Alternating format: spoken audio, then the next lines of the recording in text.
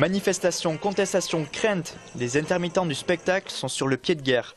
La cause de leur démonstration de force, la signature de l'agrément à l'accord UNEDIC.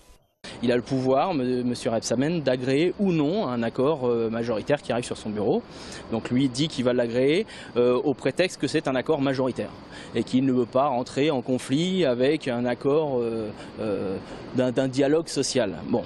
Donc voilà, donc nous on est contre ça, on veut simplement qu'il n'agrée pas ça parce que nous avions des propositions, qu'elles n'ont pas été entendues. Et donc on veut que ces propositions arrivent sur la table des négociations et qu'on ait une véritable négociation. Pour montrer leur détermination, les manifestants n'ont pas hésité à occuper le siège du Parti socialiste jeudi soir jusqu'à tard dans la nuit. Pour un parti politique et des représentants politiques, on préfère prendre rendez-vous, s'appeler, négocier, discuter, échanger et délibérer. Bon, l'occupation, c'est quand même pas la meilleure des méthodes, même si là on peut comprendre, bon, ils sont dans un excès, ça fait des années qu'ils essayent de défendre leur statut. Ça fait des années qu'ils essayent de défendre, en tout cas de faire avancer une situation qui est difficile. Là, ça fait 6 mois qu'ils sont à essayer de faire entendre leurs revendications. On comprend que là, à l'échéance, bon, on va dire les rapports se crispent un peu.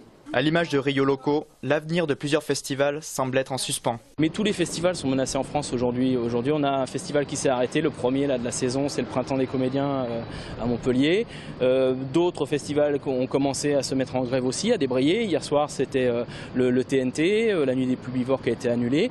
Oui, tous les festivals sont menacés, soit directement de l'intérieur parce qu'il y a des techniciens, des intermittents à l'intérieur, on fait des votes, on voit comment ça se passe, on fait des actions. Parfois, on nous laisse une tribune, on a la possibilité de parler, de s'exprimer, parfois non.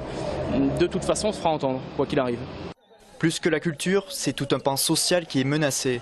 Les grévistes craignent que l'accord du 22 mars réduise la protection sociale des intérimaires et des travailleurs à temps partiel.